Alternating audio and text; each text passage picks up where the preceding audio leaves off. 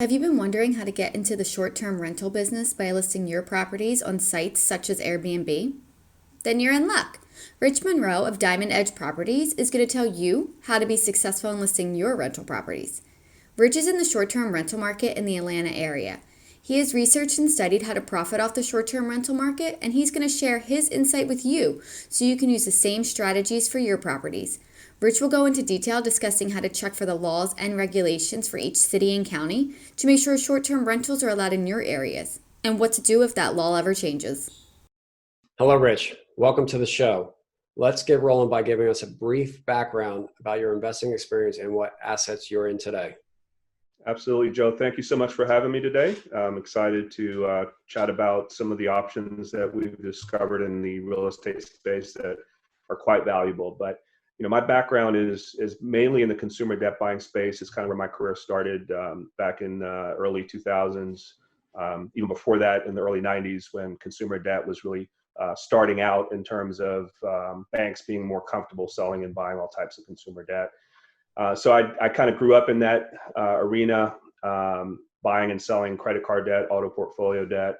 And then in '08, like everybody else, we got hit pretty hard. And basically a lot of the banks started stop selling a lot of their consumer debt, which kind of shut down a lot of the volume for that space. And being very actively involved at the time with the legislative efforts and kind of a main board member on one of the debt buying associations, and ended up being the president before I left.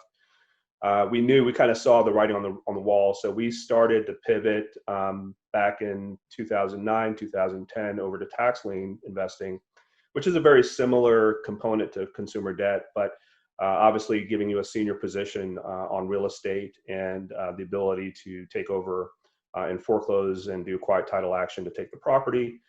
And so we did that for 5 or 6 years, ended up with a portfolio of about 350 properties that mostly we ended up selling to other investors for them to rehab and sell retail. We were active here in Georgia as well as in Maryland, and did quite well in that space. We still have some investments there as well. But that was really my entry into real estate. We started doing some rehabs as well, and like most real estate investors, wanted to do a rental portfolio and kind of develop that residual cash flow as a goal.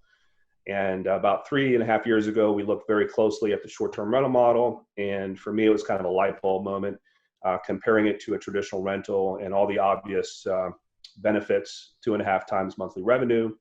The properties end up being in much better shape.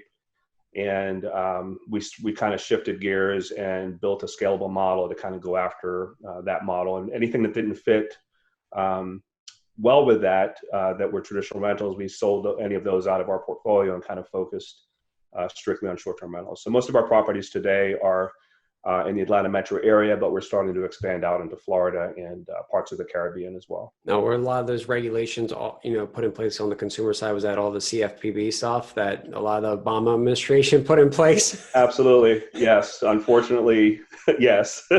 I spent many hours meeting with the CFPB, and some of those folks that work there and were part of our industry and kind of know them well as well. So unfortunately, many man hours, not only there, but in DC with the senators and talking about pending legislation, and as well as with all the attorney generals across the United States as well. So a lot of work that I put to place, but ironically, it's come in handy. So I'm involved now with a statewide association in Georgia called STROAGA, the Short-Term Rental Owners Association. I'm a board member for that, and the core focus there is lobbying efforts for the short-term rental industry. So, a lot of that experience that I had from doing that, I'm doing that now, but with all the new things that are coming into place in cities and counties and in the state of Georgia that are trying to address, a fairly new industry here. Dive into the regulation a quick minute, is because obviously we're seeing with COVID now currently that a lot of states are, postponing foreclosures or not allowing evictions. How do people best manage their investments for the unknown, or to get around the governments? Yeah, that's a great question. So, a lot of what we do initially in the acquisitions or the due diligence stages of looking at opportunities. Really, the first step is what's going on in that city or county regarding regulations.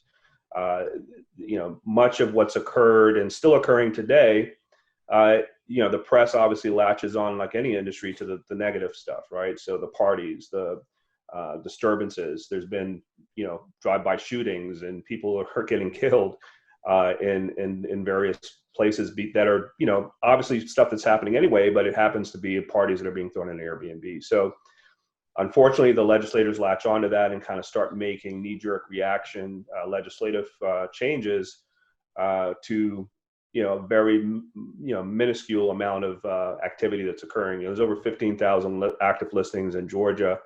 And, so when these events occur, there are onesie twosies that are happening here and there. It's a combination of either a host that's a bad apple and kind of throwing these wild parties and charging more money, or more of the time it's a guest that's kind of doing it without the host's approval, and getting caught later and having to get thrown out of the property. And so it's an unfortunate unintended consequence, because we've had several cities in Georgia and counties that have outright banned short-term rentals as a result of that. So as an investor, when you're kind of navigating the waters, not only in Georgia, but across, wherever you're located, that's really the starting point, is how is the legislative environment? Have ordinances been put in place already? And if so, what are they? What are the requirements?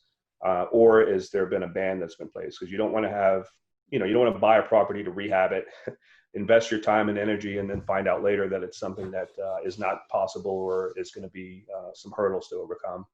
So if someone's looking to get into a certain geographic area for Airbnb rentals, what are some steps they might take to figure out what the local laws are, or if that area might be best suited for even, what their plans are for in the future?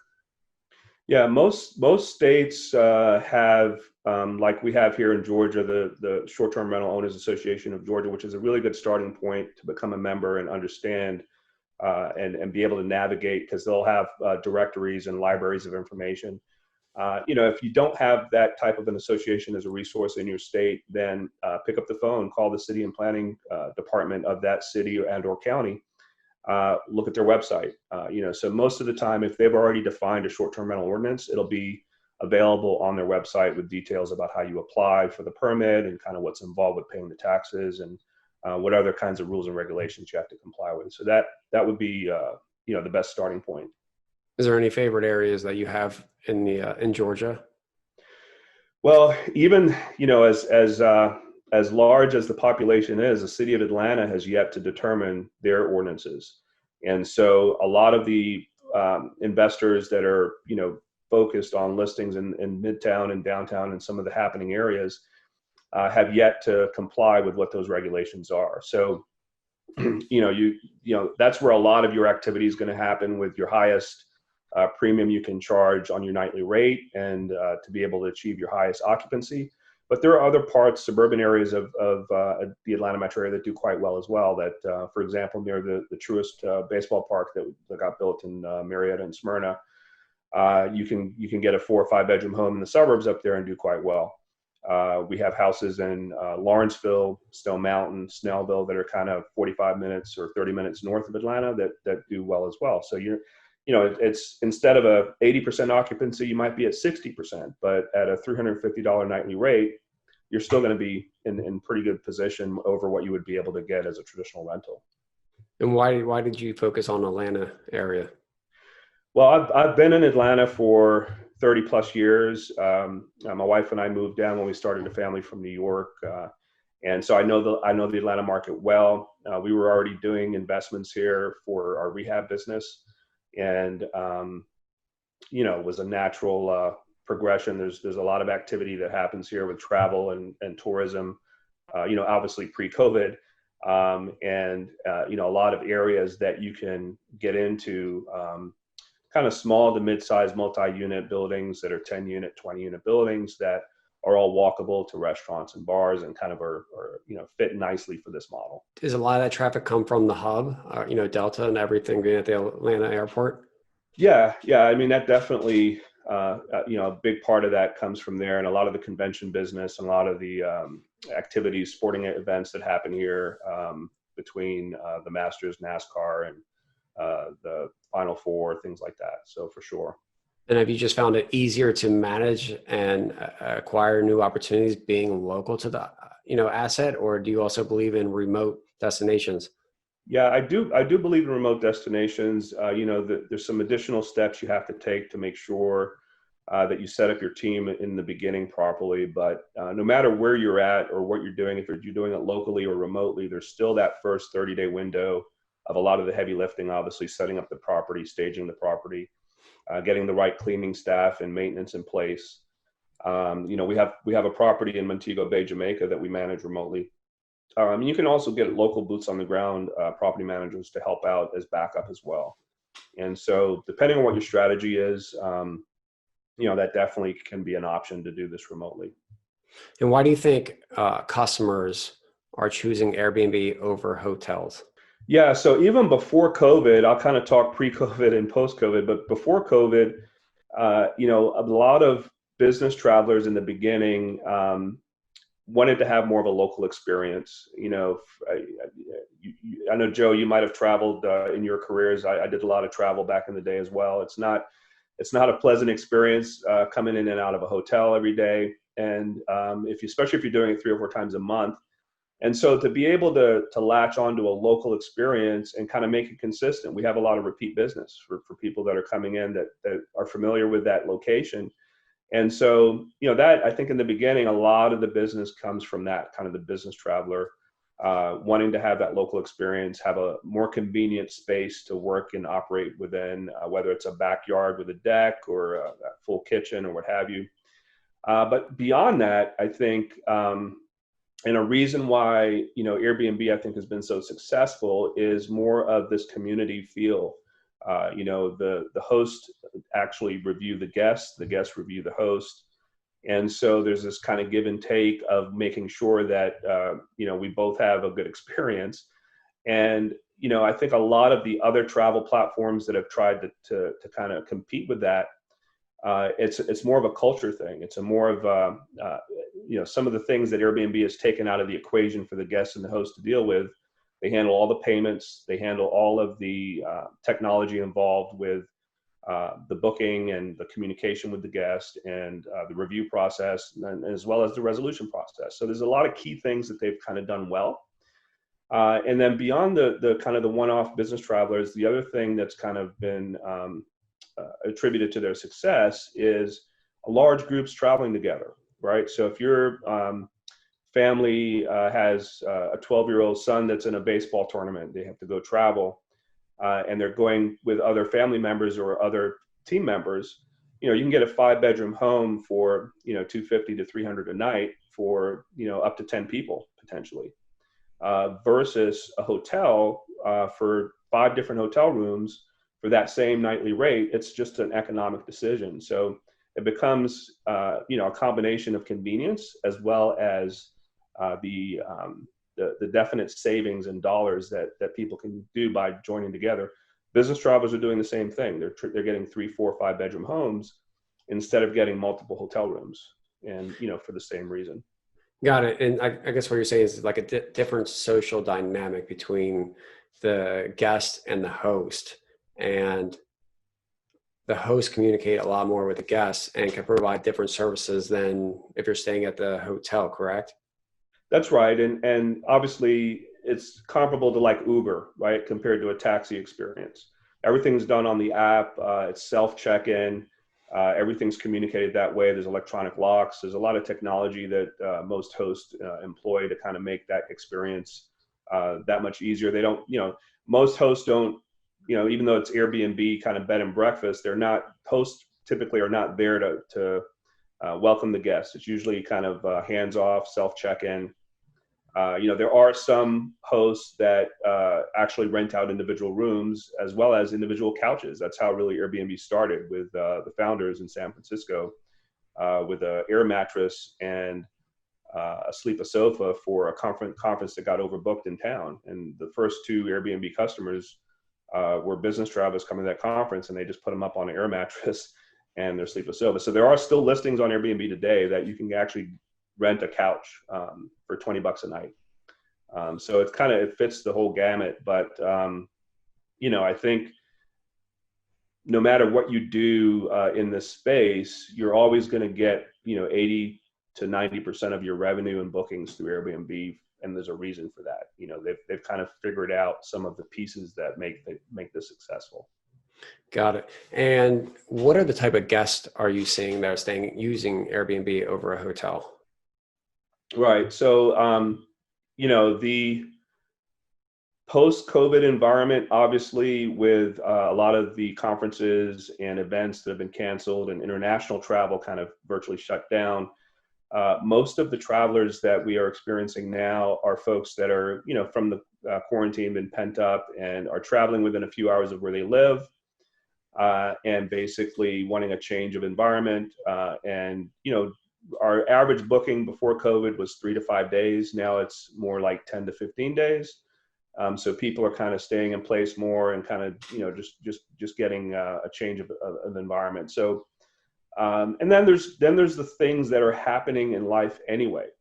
People are relocating to Atlanta with their company, so they need some temporary housing. The tree fell on the house, and so insurance companies are going to come in and get the house repaired, but they need somewhere to stay while the house is getting fixed.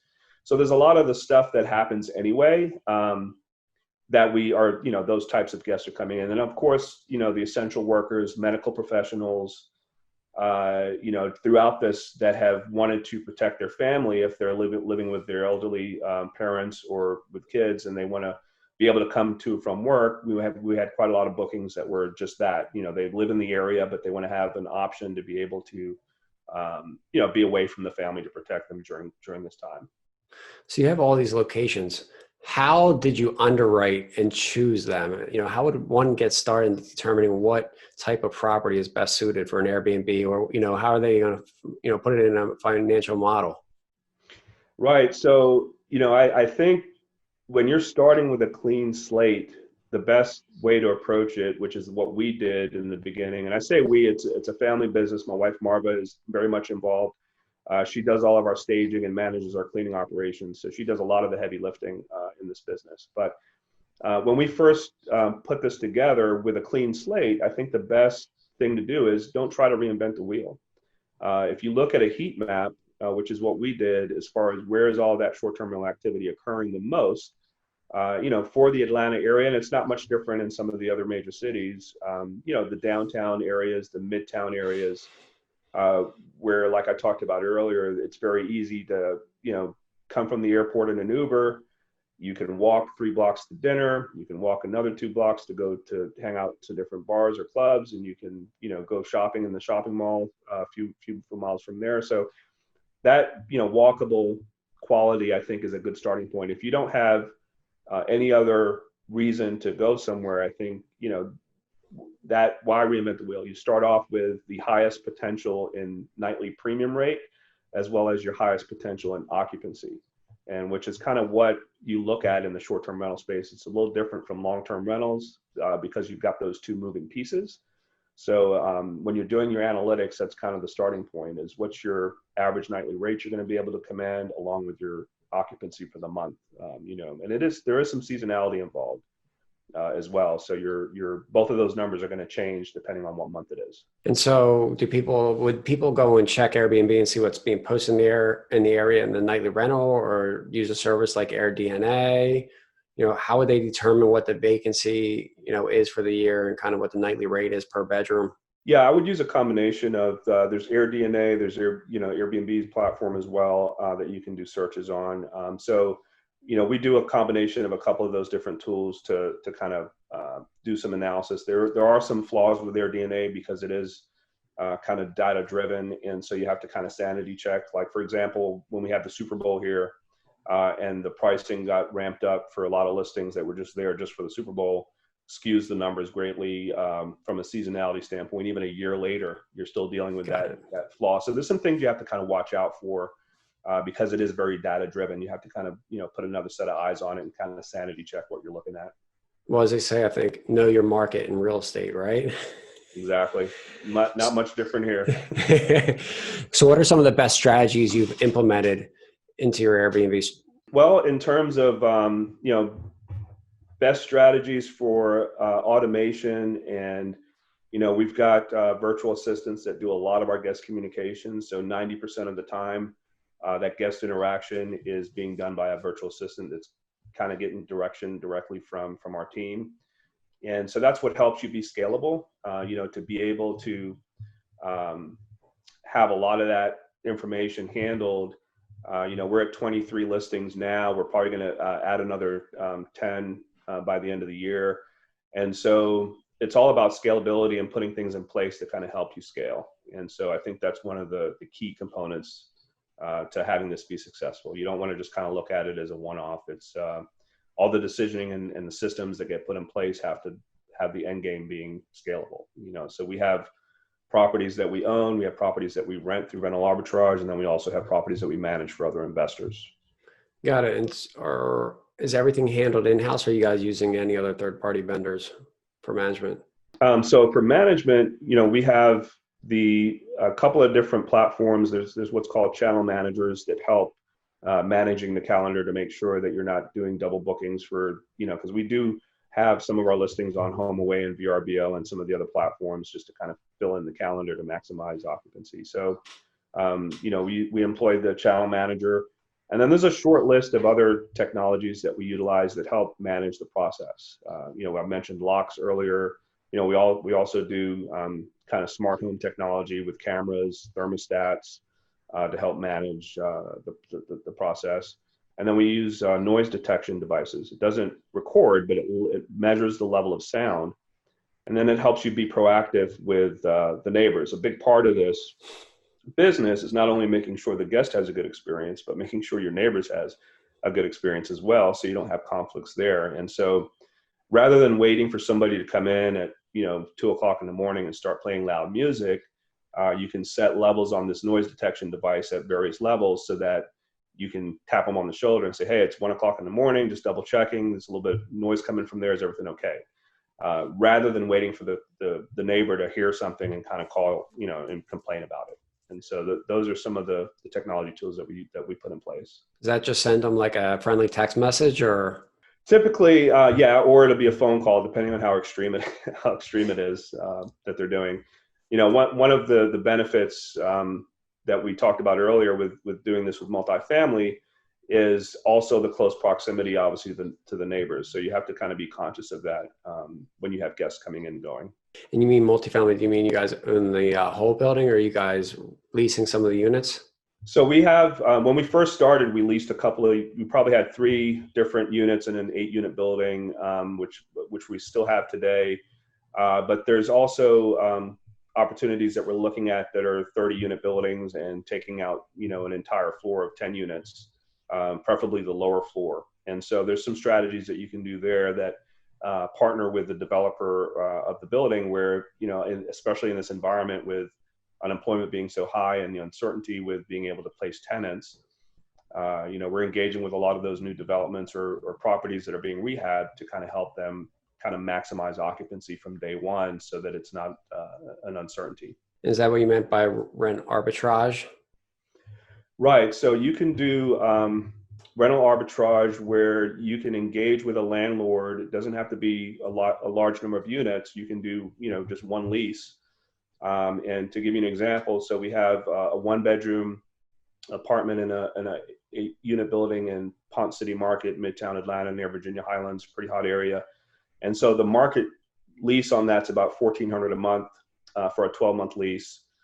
And so, we offer the landlord a little bit of a premium above that after the first 3 months. So we're paying about $1,600 a month.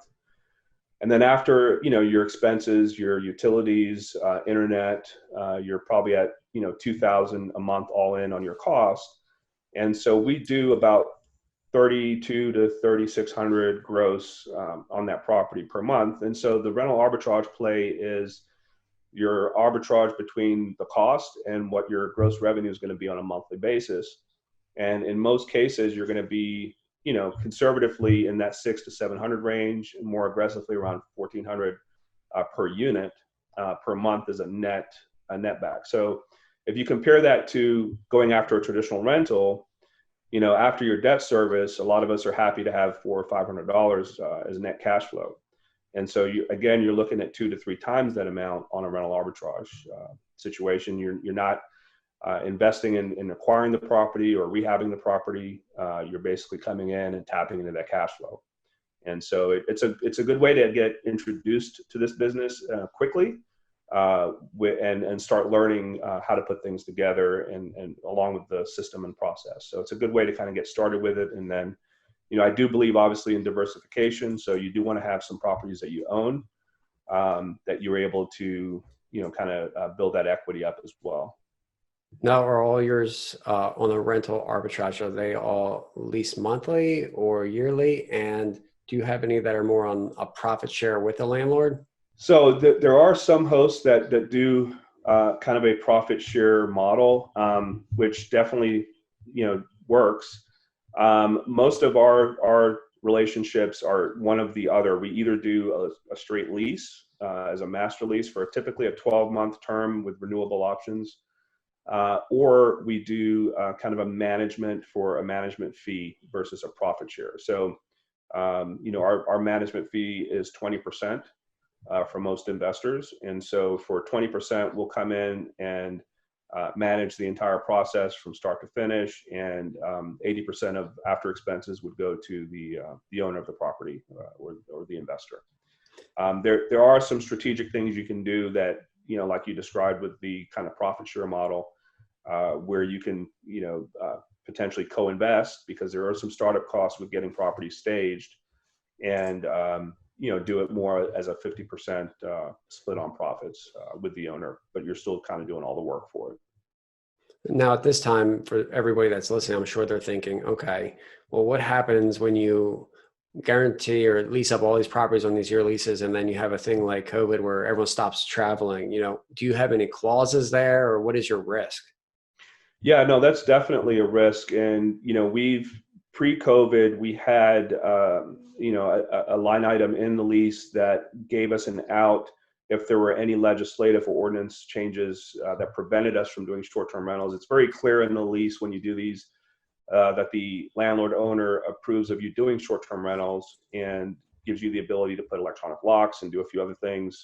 We usually get additional insurance coverage for liability to cover the landlord and the owner as well as us. But we also do have additional language that we're using now if there's a shutdown from COVID, that we have the option to either get out of the lease or convert it over into more of a long-term corporate lease. And so that it kind of gives you some protection there, for the obvious things that if the shutdown happens again, that we've got the ability to kind of have some options versus getting locked into it. Got it. And so how do you maximize the income? What are some things that you're doing to the units that allow you to get the highest nightly rental rate? Yeah, you always want to create what's called Instagrammable pictures, right? So if you walk into that listing and it's something that immediately the first thing they want to do is take pictures and post it on Instagram or show their friends, this is where I'm staying, check it out.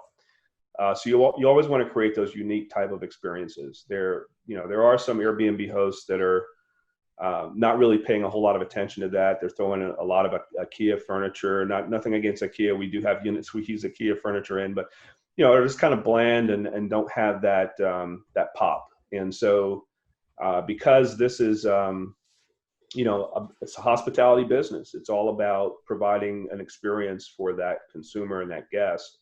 And so when you first set up a property, you want to have something unique going on, and then have the ability to have, it's not much unlike when you're trying to sell real estate. You want to have that listing picture that's going to be kind of your money shot, right? That says, I want to go stay there. That's a really cool environment. And so, that's kind of a key part of the business, because they're making 90% of their decisioning on whether or not they want to book that place, mostly on price, but as well as on appearance. So they're looking at those listing pictures to make those decisions on the platform. So those money shots that they post on Instagram is basically free marketing for your unit. Exactly. Got it. And so when you guys also do the units where you rent or lease the unit, are you leasing them already furnished, or are you guys looking for vacant ones and furnishing them? Most of the time we're doing it from scratch with a vacant, empty property. We do have other properties that we've acquired that are furnished, which is a kind of a good added plus. But most of the time we're doing it from with a clean slate with an empty property to get it staged and get it set up and ready to list.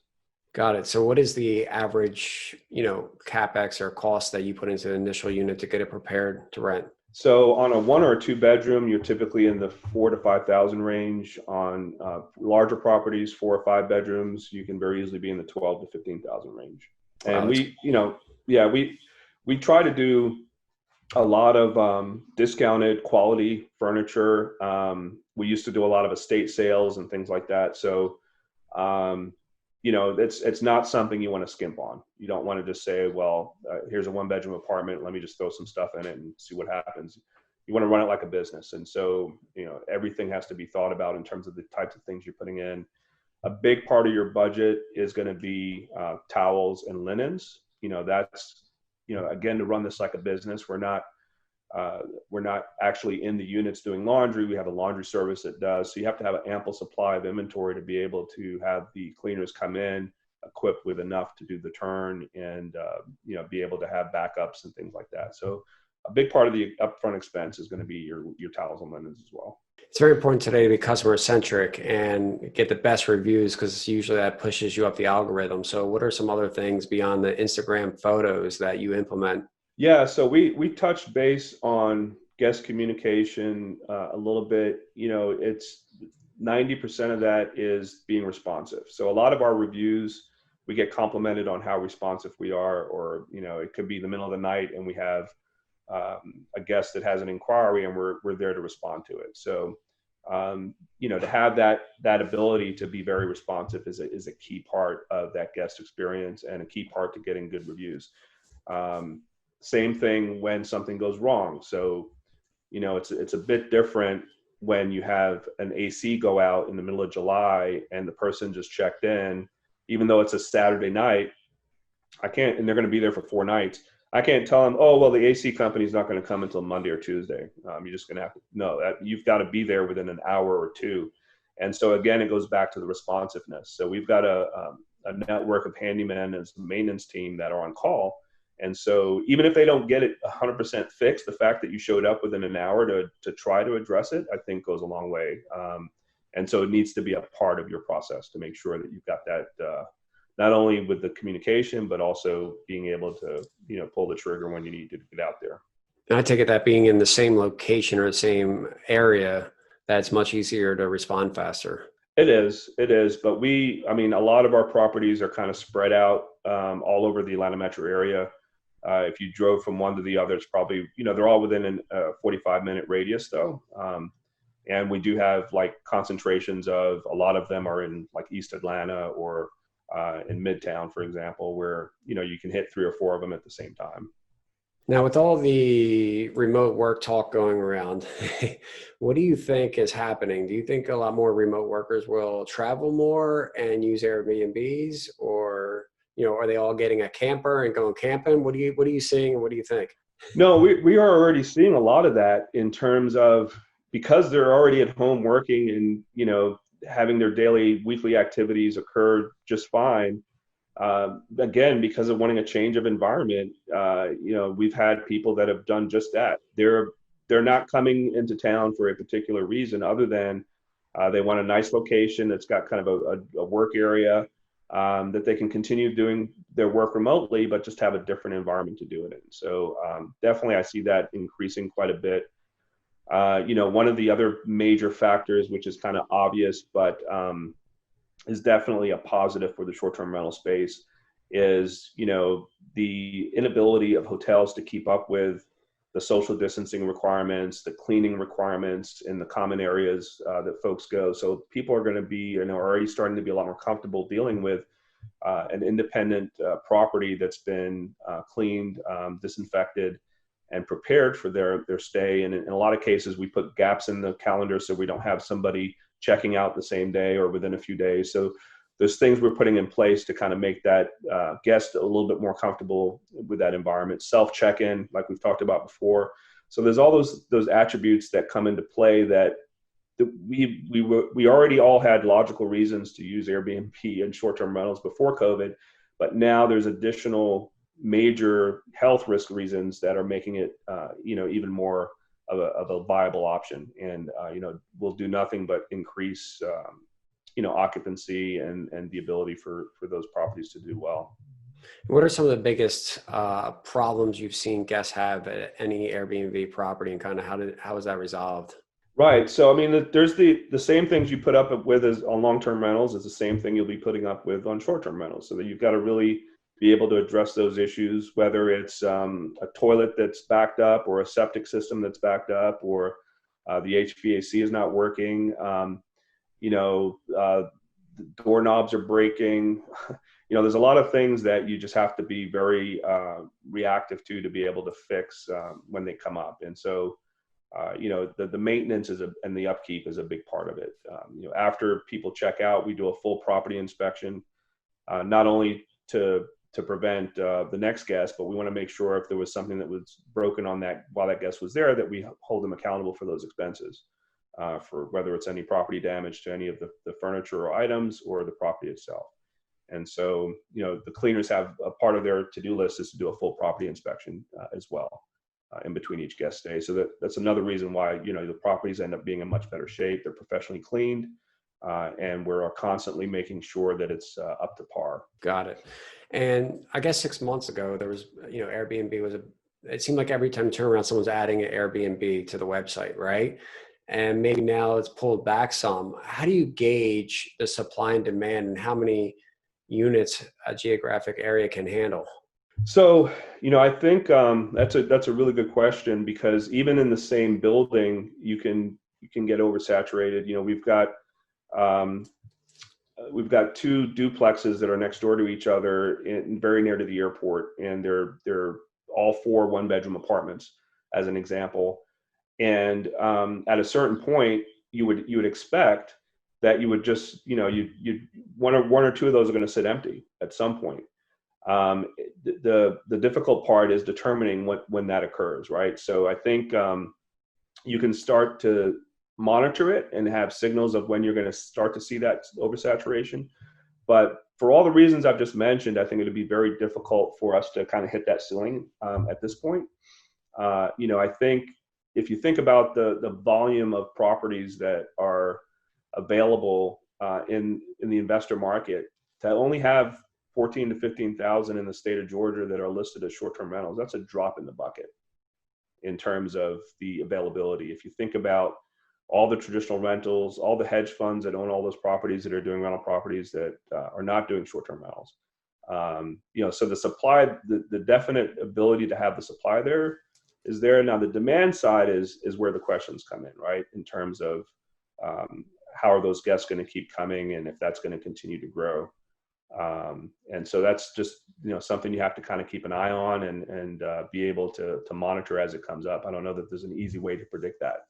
Do you think property owners will have the flexibility to go from Airbnb model to monthly rental model if there's too much supply, and maybe if there's more demand, then they could switch back from monthly to nightly?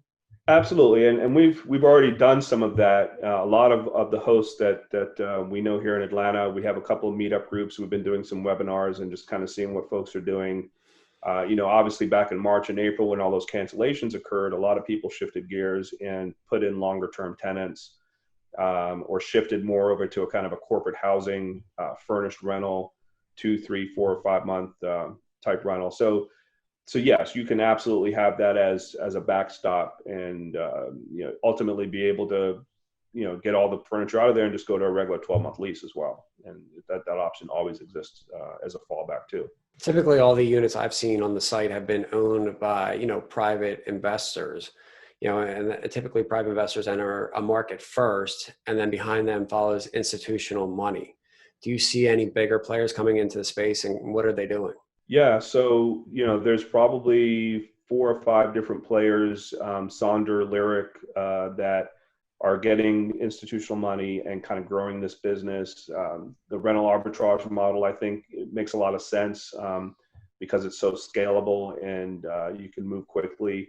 And so those folks have put several $100 million to work over the last couple of years in markets like Atlanta, Houston, Texas, and some of the other areas. They like everyone else got hit hard with the cancellations, and in some cases had to shut some of those down because they were over leveraged. But I think that model is still going to exist. I mean, there's 100-unit buildings that the entire building is just short-term rentals. I do believe, though, at some point you become a hotel, right? So you lose that local experience that made this thing so successful. So I think there's a balancing act that you still have to play in order to have that longevity. Is there any brands that stick out, maybe that 5 to 10 years from now will be known as like this certain type of Airbnb model that when you go to each city, you're going to get the same quality of stay? Possibly. There's Stay Alfred is one. There's a couple in Chicago that are kind of more mid-size or smaller that have some good potential because they're focused on what I talked about earlier, that uniqueness, right? So they're creating these unique boutique experiences that are Instagrammable pictures that kind of keep people coming back. And so, I think for the larger players or mid-sized players that are doing that and implementing that as a part of their process, it kind of differentiates them from all the rest and makes it interesting. So there's room for everybody to play. I think so. Yeah, absolutely. That's good. I appreciate that. And so my last question here today is, what is the biggest takeaway you have implemented in your life that has increased your net worth? Yeah, I would say the biggest attribute or biggest thing that I've done that's kind of increased in net worth is the ability to take a self-directed Roth IRA and invest in real estate and be able to make those returns and continue to push it forward. And you're benefiting in two ways: the ability to kind of offset your tax consequence as well as maximize your potential. So a lot of our tax lien investing in the beginning was done through self-directed IRAs as an acceptable investment strategy. And so in Georgia, for example, your one of two exits is going to be your 20% penalty after a year. You get that back as an investor, or you seize the property and sell the property out. So, so when you implement a certain niche real estate prospect in self-directed IRAs, I think it's a nice way to kind of escalate your equity and growth. That was great. And if people want to get a hold of you, have any questions, what is the best way for them to reach out to you? Yeah, sure. You can reach out to me. We actually do have a Facebook page called Diamond Edge Short-Term Rental. And we also have a Facebook group called Atlanta Short-Term Rental Investors. And so we do a lot of webinars and we've done workshops and things like that. A lot of that is announced on those two Facebook outlets. Or if there's a property or a market you want to get some help with looking at marketing, you can also text me your information and we can get in touch. My number is 770-540-7638. Well, I appreciate being on today and glad that you reinforced that Airbnb is here for the long term. A few months ago, everyone thought it was maybe dead for the moment, but it seems like it didn't take too much longer for people to be back traveling again. So all the information you provided today was really great content, and we appreciate having you on. Thank you so much for having me, Joe, and I look forward to seeing you again the next time. Thanks. Hey, everyone. Thanks for watching my latest interview. If you like what you saw, please click the subscribe button below to become a member of the Joe Robert community. Be sure to hit the bell to turn on all notifications so you always know when I post a new video. Tell me what you thought about the content in the comments below. I always read them and would love to answer any of your questions.